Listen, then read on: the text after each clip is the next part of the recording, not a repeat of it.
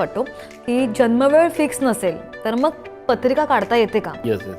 बऱ्याच पालकांना सुद्धा हा प्रश्न येतो. हा सगळ्यात क्रुशियल पॉईंट आहे आणि पहिला मुद्दा म्हणजे तुम्ही माझ्या समोर आलेले जे बरेच क्लायंट आहेत त्या माहिती आहे तुम्हाला, माझ्यासमोर बसल्याने जे काय तुम्ही पत्रिका सांगता आणि तुम्ही जे काय बोलता तुमच्याशी न बोलता मी व्हेरीफाय करून घेतो की काही क्वेश्चन विचारून याच माणसाची पत्रिका आहे काही बिलकुल व्हेरीफाय करून घेतो. त्यात जर मला तफावत आढळती की सांग तुमचं टायमिंग चुकलं आहे. काही लोकांचं असं जन्मतारीख पत्रिका काढायची पण काही डाटा नाही आहे. ॲटलीस्ट जन्मतारीख असते ती असणं गरजेचंच आहे. जन्म वेळ जी आहे ही समजा सकाळी दुपारी संध्याकाळी असं माहिती असेल तर तुम्ही मला तुमच्याबद्दल काही माहिती द्यायची नाही आहे. समजा सकाळी तुम्हाला माहिती आहे सकाळी जन्म झाला बा 7 ते 9 मध्ये मी सकाळ म्हणजे 7 ते 9 मग 7, 8, 9 या 3 पत्रिका समोर ठेवतो आणि तुम्हाला समोर बसवतो आणि त्यामध्ये तुम्हाला काही क्वेश्चन्स विचारतो.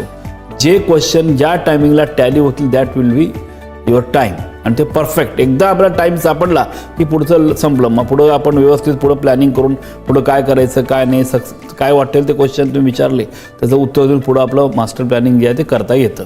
तेव्हा टाईम जर मिळायला माहीत नसेल हा एवढा जरी माहीत असेल तर आपण ते व्हेरीफाय करून करू शकतो. माझं जन्मतारीख आणि जन्म ठिकाण हे अतिशय महत्त्वाचं आहे.